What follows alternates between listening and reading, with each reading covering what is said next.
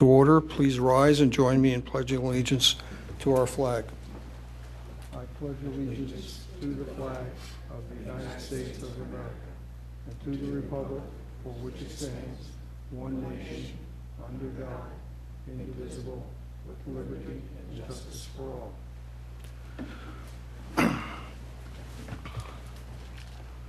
Thank you.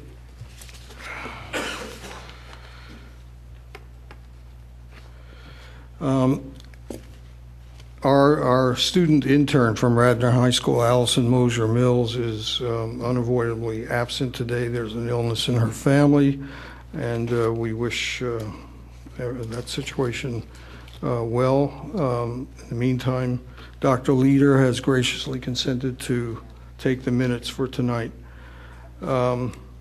Speaking of the minutes, I have a motion to approve the minutes of our last meeting. So moved. Thank you. Any second? So, motion has been made by Dr. Humphrey, seconded by Ms. Wishner. Any comments? All in favor? Aye. Any contraries? The minutes are approved. Okay. The next item on the agenda are the announcements and health officers report from Mr. Taltone, the Township's health officer. Mr. Taltone. Thank you very much to the board. Good afternoon to the audience. During the month of March and April, this is a 2-month report. For the month of March, we did 30 food safety inspections in March and 23 in April. We had a total of about 21 citizen quality of life issues. They ranged from the gamut of no heat in apartment unit to restaurant food safety violations, property maintenance quality of life issues, so on and so forth. We also had several temporary events that you probably noticed during the last 2 months. One was the Katie Sampson tournament, lacrosse tournament. It was held at the high school, which is a very good fundraiser. A young lady, she went to the high school previously and suffered a life-changing illness and injury. And so this is a great fundraiser that we had there at the school, April the 30th, 2011. Also, on April the 23rd, 2011, we ran I think it's our 8th rabies clinic at the Township Public Works building. And it wasn't as successful as we would have liked it to have been, but we did move forward with it. I think we had something in around 7 or 8 cats and animals. I was a bit disappointed with it. We advertised in our usual locations and tried to get people out, but such was the case. I forward to the board, it was included in your packets, all the public health alerts, advisories, and updates. During the month of April, we had none. During the month of March, we had one, which is the public health information related to the Japan nuclear incident. So I forward that to you. I do can make copies for anyone who wants copies of those.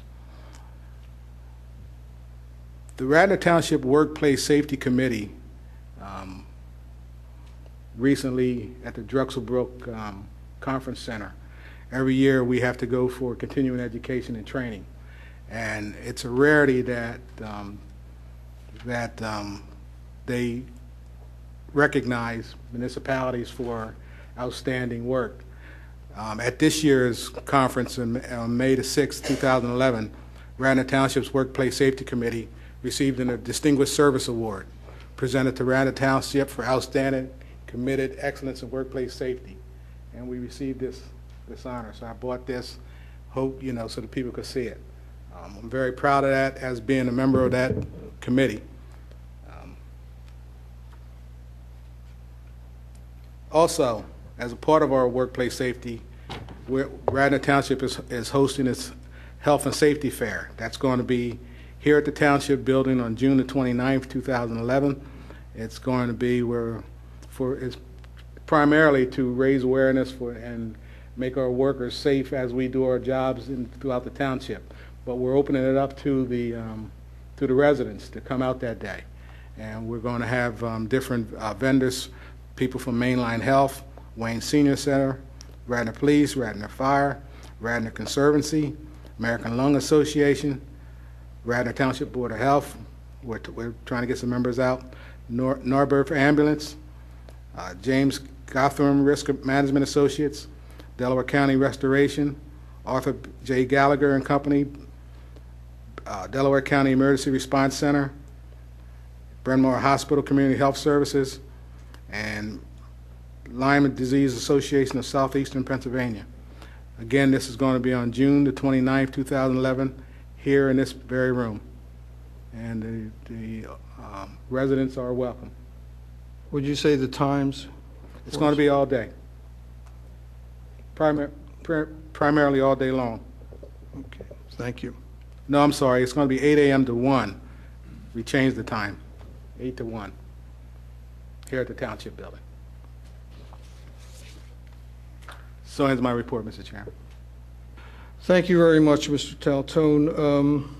Two things before I open it up for any other questions. I'd like to acknowledge the fact that Dr. Len Donato, who is a member of this board sitting immediately to my left, volunteered his services for the rabies clinic, as he has done for the last several years, and I'm sure we're all grateful for that additional volunteer effort beyond service on this board.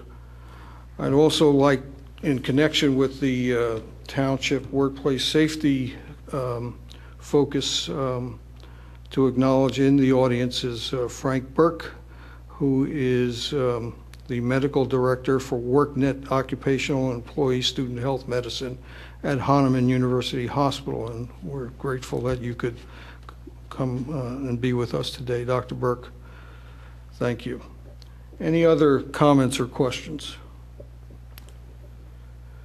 Okay, then we will move on to old business.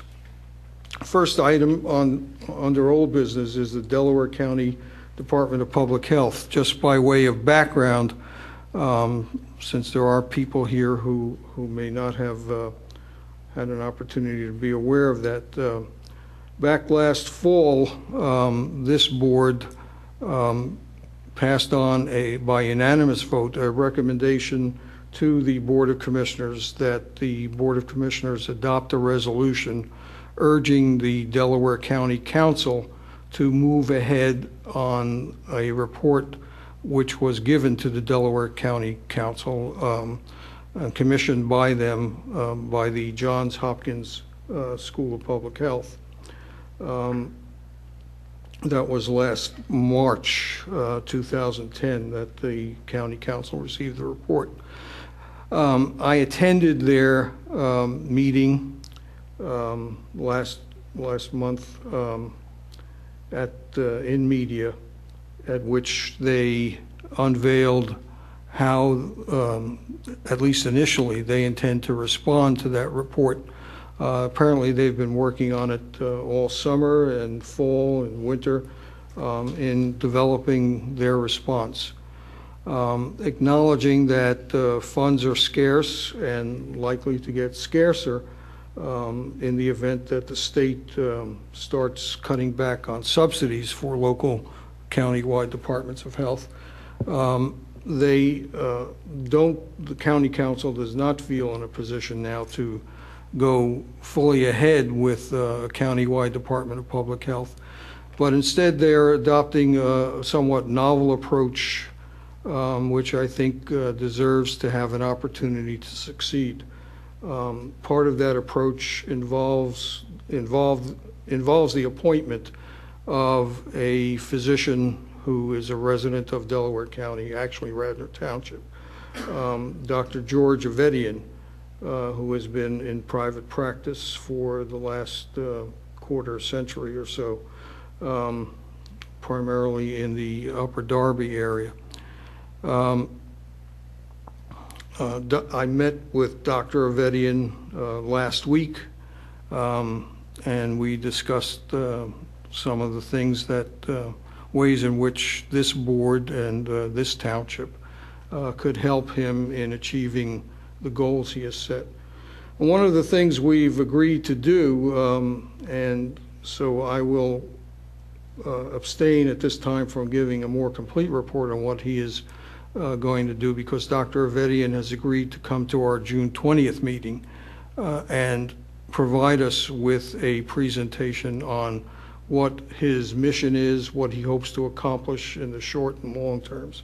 So I hope that all of us here will be able to attend that meeting and listen to Dr. Avedian and hopefully begin what I hope will be a very fruitful dialogue to the benefit of all of the citizens of this county. Are there any questions on that so far? Again, Dr. Avedian will be here at our June 20th meeting. Okay, the next item on the agenda is teen health issues, Radnor Health Matters. Dr. Leader, can you? The production of the content of the Radnor Health Matters is complete, has been complete for a little while now. Ms. Mosier-Mills, who's our student intern, was able to go through and identify all of the teens that were being used in Radnor Health Matters. And we passed it to Mr. Doling, and he's in the final stages of production. And he didn't give me an exact date, but he said we are next in his pipeline. So I think we're on our way to being done. We can look forward to having that available on the Township's cable channel, which is Channel 10 if you're a Comcast subscriber, or Channel 30 if you're a Fios, Verizon Fios subscriber. As well, it will undoubtedly be available on the Township's website by going to radnor.com and following the cues to get to that presentation. This is part of an ongoing effort that we've adopted this year to address some of the important teen health issues as we have identified them this year. Any questions about that?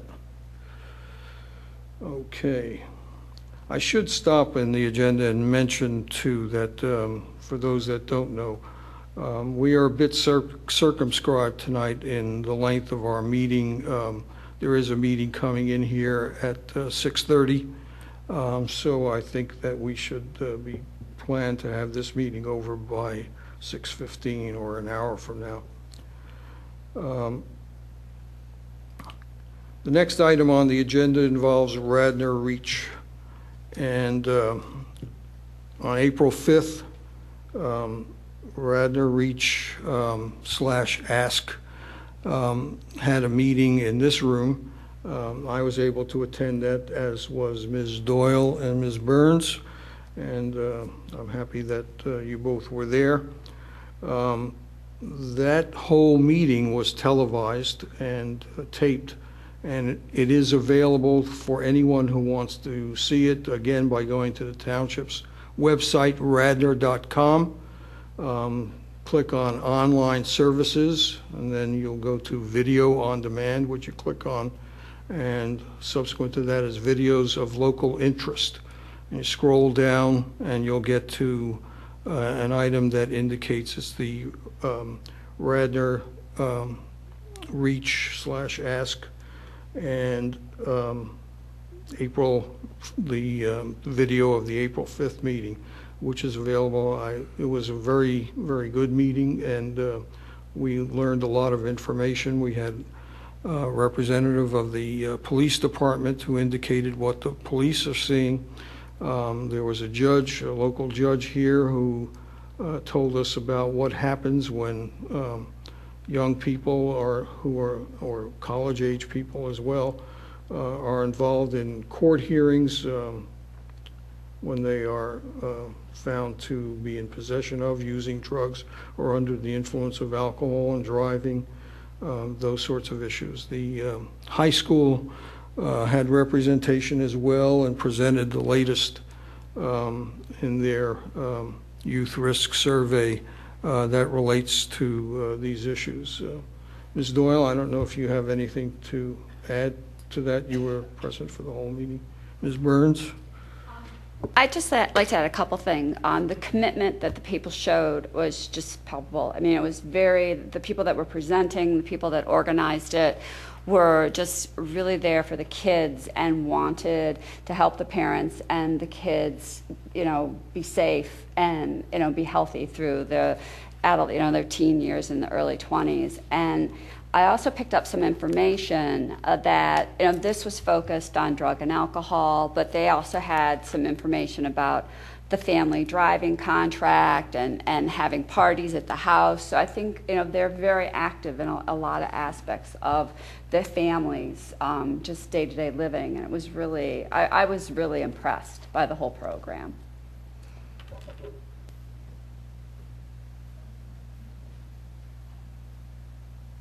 All right, well, thank you for that. And again, the entire meeting is available on the Township's website. We'll move along to the Environmental Advisory Council, and Ms. Burns is our representative to that.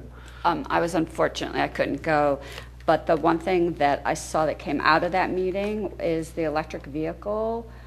They've sent a proposal to the Board of Commissioners about setting up for the electric vehicles. They want to have the sites going to be in Wayne by the train station was the last time, but they've continually moved forward with the electric vehicle proposal, which they're very excited about.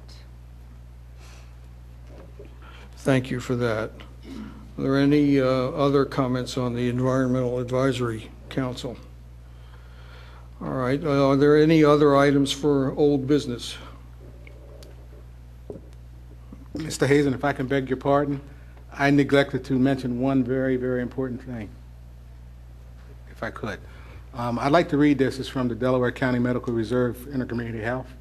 The County of Delaware is pleased to join an exciting national initiative geared toward encouraging individuals to volunteer to assist during public health events. The Medical Reserve Corps is a branch of the Citizens Corps and offers medical professionals and other non-medical qualified volunteers the opportunity to receive training and be part of a team to support a broad range of emergency disaster responses to help our fellow citizens in the county. Volunteers possess a diverse range of skills, but the willingness to volunteer is what really counts. Please join us to learn more about the Medical Reserve Corps. Medical Reserve Corps started after the events of 9/11. In the aftermath of the tragedy, many citizens wanted to help, but there were very significant challenges with identifying, training, and credentialing them in time of need. MRC, Medical Reserve Corps, volunteers are part of the larger system of preparedness and response. Volunteers attend important training on disaster, mental health, emergency and disaster response, public health preparedness, and more. Volunteers also participate in important exercises that test our county and regional emergency response. There will be a meeting at the Delaware County MRC orientation on Monday, May 23rd, 2011 at from 6 to 7:30 p.m. The location is the Delaware County Intermediate Unit, 200 Yale Avenue, Morton, PA 19070. Light refreshments are provided. Thank you for that. In line with the emergency preparedness, Dr. Leader, could you remind us of the status of that emergency preparedness guide? I believe it's online. We haven't checked into that in a while. It remains online. They were going to update it, but I haven't been in touch with them in a while, but I can be. Thank you. But the point is that the current, at least the latest copy that we have of the Emergency Preparedness Guide, which has a lot of useful information for citizens to use in the event that there is an emergency that may require evacuation or whatever the situation might be. things as everyday and commonsensical as making lists of all the members of the households and having up-to-date photographs and that sort of thing, and having non-perishable food supplies. Again, we have placed the Delaware County Emergency Preparedness Guide on the township's website, which again is radnor.com. And I would encourage everyone to take a visit to that site and look at that information and make sure that you are in fact prepared for an event we all hope never occurs. Larry, what's the what's the relationship between Serve PA and the Medical Reserve Corps? I'm not sure how that works together. I know that they want to make sure that they coordinate and don't have the same people volunteering for each one. So I do know that there's some dialogue going on.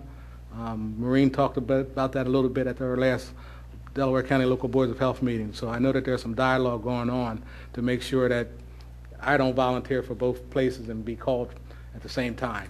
So I'm not certain at this point. I know they're working on it.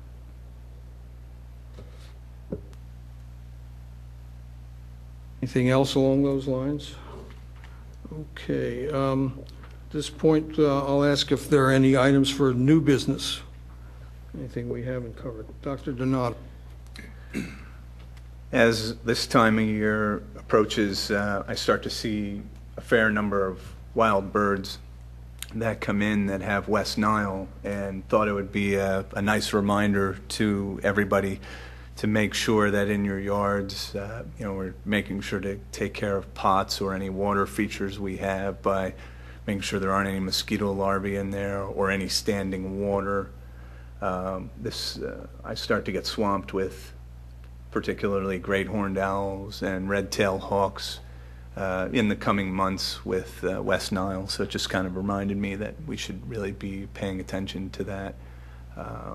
I have a little fire pit in my yard that tends to collect water that I have to make sure I tend to as well. So just keep an eye for standing water. Lynn, I have a question. Do we have an idea if and when the township or the county may spray? I don't know that. In years past, I think it's been in August. Okay. Fairly certain it's been August. And will they publicize that in advance? John, do you know? John? We haven't received any notification. The last time they did this, I believe the notification was just a few days before they did the spraying, which I think got a lot of people concerned, not having time to get familiar with what they would be spraying and where they would be spraying. But I haven't heard anything. And as I recall, last summer they didn't actually do any aerial spraying, but they did do site spraying at various locations throughout the township. And they do publish that information. They do provide that to the township within a few days or a week or so before it happens.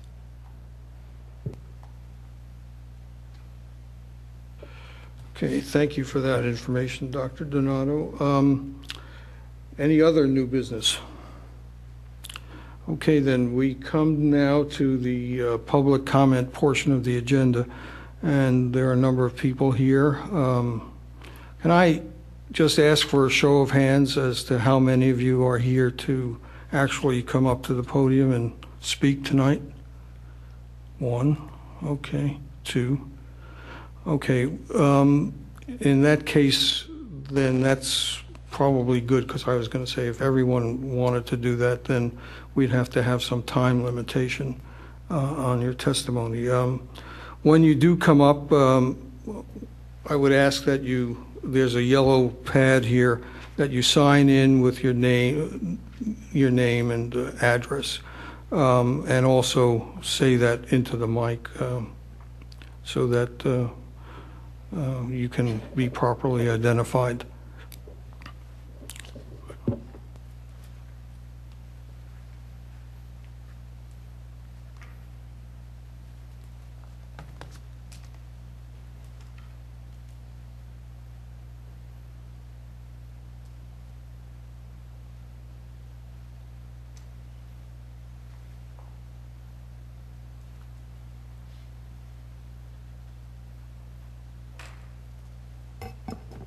Is this on? Do I need? Okay. My name is Nancy Nawn, and I live at 424 Conway Avenue in Narberth. And I am here to represent and as a member of the Radnor Cats Coalition. The coalition is basically a group of members in the community that are caring for or are interested in the caring of stray and feral cats within Radnor Township. Our goal is to help the township find a solution that's humane and that serves the public health in Radnor Township. I realize that this was not on the agenda tonight, and I am here to inquire about Chapter 115, the ordinance pertaining to animals, and recent revisions that were made around that ordinance. And I want to thank Commissioner Fisher, Mr. Hazan, and the rest of you for allowing me a moment to address you regarding that. Right now, I'm just very interested in knowing where the revisions stand with respect to the ordinance. We definitely want to be an active role player in helping the township shape this ordinance, and so we're not real clear right now on exactly how to best approach that. We sent each of you a packet, I hope you all received it, about 2 weeks ago, which was from a member of the coalition, as well as 3 leading animal welfare organizations, the Humane Society of the United States, the Pennsylvania SPCA, and Best Friends Animal Society out in Utah. And basically we were trying to convey that there are organizations that really want to help work with the township and be active participants in coming to a solution that satisfies everybody. So I don't know who would want to answer that question, but that's really my main inquiry tonight, is where the ordinance stands and how we can be participants going forward. Well, my intent is not to engage in any dialogue at this time. I think this may not be the forum. The simple answer to your question is that this board approved the proposed revisions to Chapter 115 late last fall and submitted those our recommendations to the Board of Commissioners. The Board of Commissioners held a meeting of their subcommittee on public health, and this was one of the items on their agenda that evening. I'm not sure, that was maybe a couple of months ago now or 6 weeks ago. At any rate,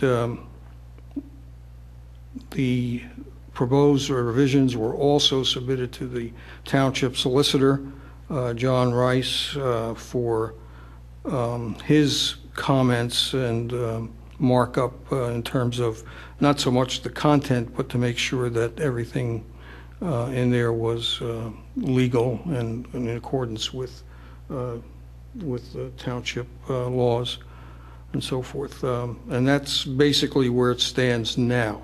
Having said that, I want to thank you for taking, and the other members of your coalition, for taking the time to send us the information. It was very helpful, and so thanks for doing that. So just to make sure I'm clear, are there more revisions forthcoming on the ordinance? Not from this board. This board has submitted its recommendations. We went through almost 6 months of deliberations. We had public meetings, which were duly announced and advertised in the newspapers on what we were doing. So we did submit our recommendations to the Board of Commissioners. Now, the Board of Commissioners also holds public hearings, and I would imagine that at some point the Commission President, Mr. Fisher, will move to place that on the agenda, and that too will be duly advertised.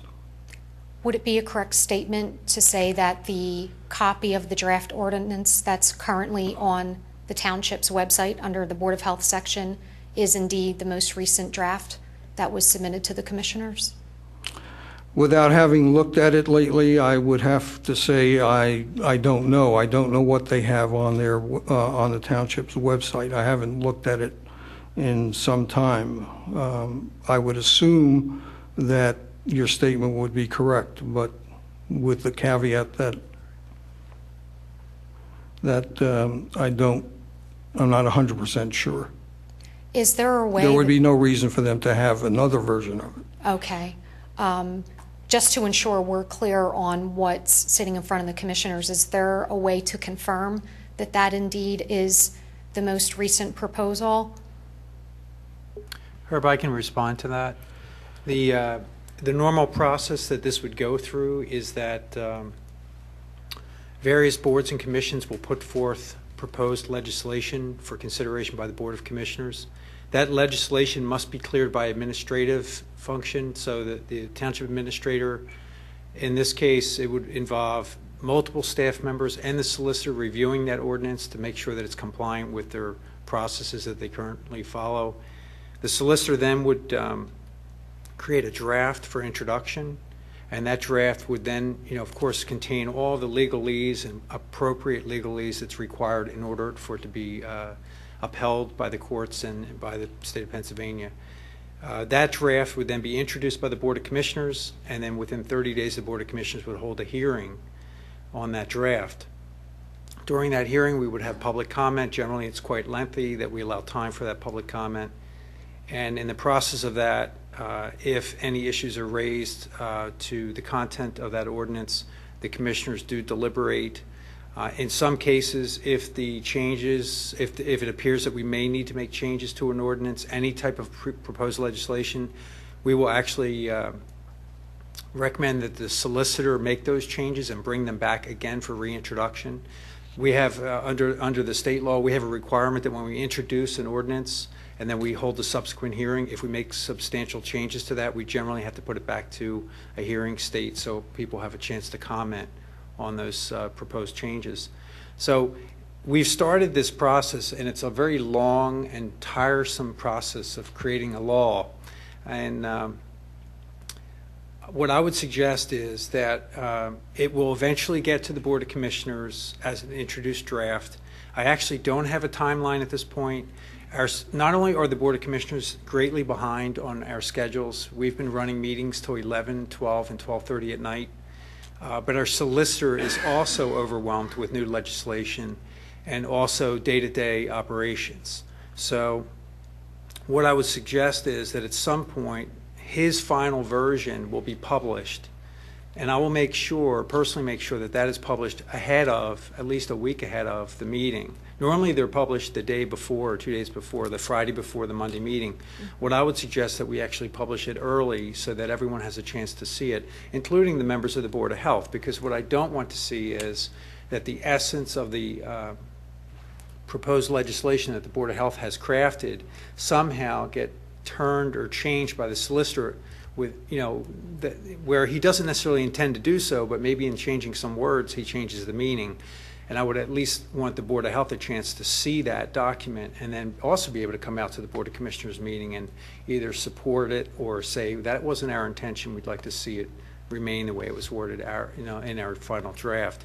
So there's a process that's going to go on here, and it's going to be a little while. I think we've already, I'll tell you this, our next Board of Commissioners meeting is already looking like a 4 to 5 hour meeting, and we only have 1 or 2 large items on that agenda. But the way our meetings have been going, we have a lot of public comment, we have a lot of public interaction, and because of that it takes a lot longer to get these things done. So I apologize, I don't want anyone to think that this is being stalled or delayed. We are literally just overwhelmed with work. So I hope that answers your question. I mean, at this point it really is in the solicitor's hand, and he has a list of items that he hasn't gotten to. It's been about 2 to 3 month backlog of items that he's working on, and now we're continuing on with some processes that he's still working on, and it's very difficult. So I don't want to make it sound like not moving ahead. We are moving ahead, but he has the document, he has it in draft form, but I haven't seen any copies come back from him. So there are no other copies. There are no other alternate versions. What you see is what we have right now, and that's currently published on the website. Okay. Okay. It's important that we're clear because we don't want to speculate about what the ordinance looks like if the Board of Health has made changes No. to the one that's currently available on the website. No, all official action must be followed by an official vote. So any drafts or documents that are currently in existence are, number one, available to the public. So if there were any other copies, we would certainly release them under right-to-know request. I assure you there are no other copies. This board has not passed anything else back and forth, especially to the Board of Commissioners. At this point, the Board of Commissioners haven't even seen the document, because generally we don't take time to review drafts until they're in final form. If we did that, it would double the workload, and we just don't have time to do that. So we're literally waiting for the solicitor to finish his draft. Once I see that it's finished, I will then recommend to the manager that we put it on the agenda for adoption, for introduction, and that starts that big process where we introduce the document. It will be published on the website. It will be produced in copies for the meeting. It will be on the advertised agenda for the Board of Commissioners as an introduction. Then generally within 2 meetings or 30 days, we then hold the hearing. The same night of the hearing, we could potentially vote on it, but generally when we have issues that are contentious, we generally don't get to a vote in the same night. It generally goes another couple meetings before we get to a voting stage. So you don't have to be concerned that we're going to somehow pass this without anyone being in the room. I think it's my goal all year to make sure that there's plenty of public intervention and involvement and intervention in these processes so that we end up with good legislation. We simply want our comments to be relevant. That's the most important thing. We don't want to make comments on an ordinance that's posted. That isn't truly the ordinance that Right. is with the solicitor right now. Yeah, I think it would be somewhat of a waste of time until we see the final draft. Although what you see in that ordinance is the essence of what the Board of Health has issued as a body to the Board of Commissioners for consideration. But until the solicitor finishes his draft, we really don't have much to talk about in the final context of that document. So I would recommend that your patience let us get to the point where we can introduce the document at the Board of Commissioners, and we have, as far as I'm concerned, we're on that path. I think that clarifies everything. Thank you. Thank you all for your time. Thank you. Gentlemen, I think my question should be better addressed in a different form. Sounds like my questions probably have to await the commissioner's. your voice may not be being picked up at the microphone.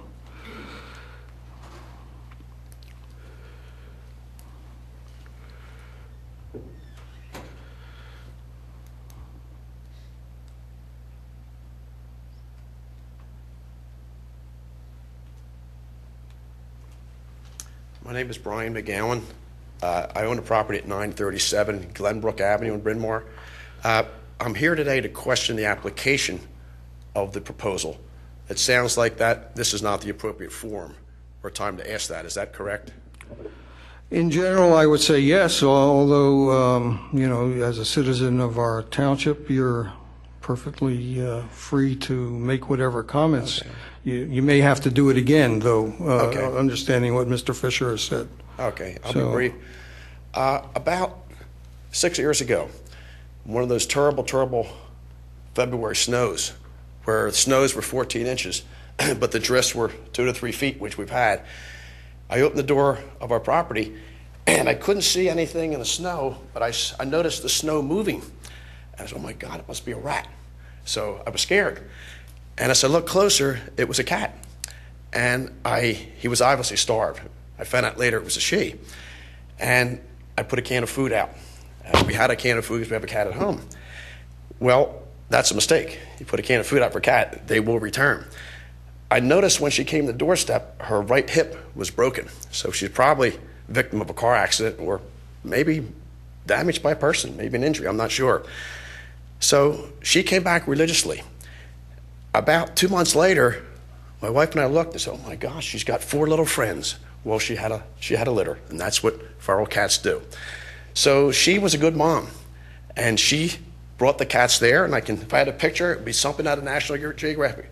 She directed all those little kittens to our back door, as if to say, this is where the McGowans live. They're suckers. You eat here. And they follow their mother's instructions. So we were suckers, and we continued to feed them. We recognized that there are risks involved with feral cats, so we engaged the services of the Narberth vet, I forget his name, doctor, I'm sorry, and we took all of them down there. We spent a couple of $1,000s out of our own pocket, and we had them neutered and got all the appropriate shots, and we brought them back. 2 or 3 of them we found homes with. 2 we did not. The original cat, who we call Mickey because we're Irishmen, mix, she's the one with a broken hip. We couldn't find a home for her. And one of the sons, I think, was probably, the movie was recently out, the 40-year-old virgin. I think he's like that. He doesn't care for girls or anything else. He wants to be beside his mother. So they now live on our property, and we built a home there. I actually bought a home through a magazine, and they live in that home. They don't leave the property. They're all tested and rabies shots and everything, and we feed them. It is absolutely clear to us that if I stop feeding, especially the mother cat, that cat will die. So I'm not some goody two-shoes. I'm just a regular person. I'm just trying to figure out, am I supposed to, if this law is passed, look that cat in the eye and say, hey, for 6 years I've taken care of you, but it's over, the party's over? I have a hard time doing that. Now, I understand from literature that feral cats live, and I'll ask Dr. Donato for confirmation, they don't usually live that long, maybe 3 to 6 years. So these cats are probably on the end of the life cycle. So I guess I'm concerned, and this is why I'm here, I need to better understand the application of the ordinance. Am I supposed to now stop feeding these cats who are no harm to anybody? There's no violent streak, there's no hissing. They're just trying to survive. Am I supposed to cut the food off and watch them die? I'm not sure if that's what is being proposed here. If it is, then I'm going to go to the commissioner's level, and maybe I'll bring in Mickey and Little Mickey and let them tell their own story. Is that the way the proposal is currently drafted, that it would apply to them? Because I'm not sure what they are. They're certainly feral in the sense that they don't live in our home, but there's no violence, there's no antisocial behavior, any human behavior. They're just trying to survive like we all are. So would that apply, Mr. Zahn? Have you actually looked at the proposed revisions? I have something, but I'm not sure it's an authoritative source. I don't know where it came from, perhaps one of the people in the audience. I'm not sure. The definitions and terminology aren't clear to me. One comment, and I'll ask for other members of this board to follow up, is that basically you've done many of the right things in terms of taking care of and taking ownership of the problem. We had feral cats, and now you're responsible for them. Yes, I am. And that's a good thing. It's probably something that that obviously benefits you spiritually and otherwise, but it also benefits the cats. I don't know how a better way to put it, but you have taken ownership. I have. And that changes the situation. I would agree. I mean, they're your own cats. I think you're allowed to feed them. There is, I believe, in the ordinance where they have to be under your control, in essence, a proposed leash law. It sounds like they're under your control. They never leave the property, doctor.